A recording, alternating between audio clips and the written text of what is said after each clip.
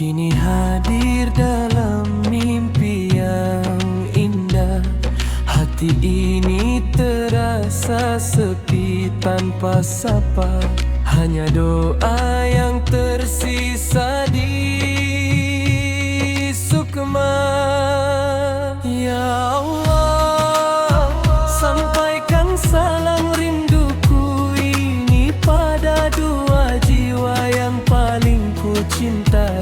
Tempatkanlah mereka di taman syurgamu, jauhkanlah duka, terangi kuburnya dengan nurmu. Ibu yang mengandung, ayah yang berjuang, kini biarlah mereka tenang dalam kasihmu yang terang.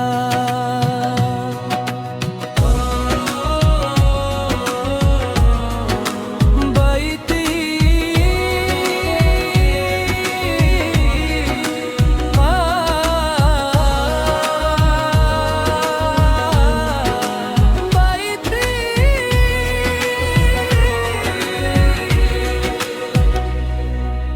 masih terasa pelukmu ibu, masih terngiang nasihat bijakmu ayah. Maafkan khilafku yang belum sempat terbalas. Kini baktiku hanya lewat doa yang ikhlas. Setiap sujudku namamu, wahai ayah ibu, ku sebutkan agar damai di alam keabadian. Dunia berputar, waktu telah berlalu, namun cinta kalian dan abadi di nadiku.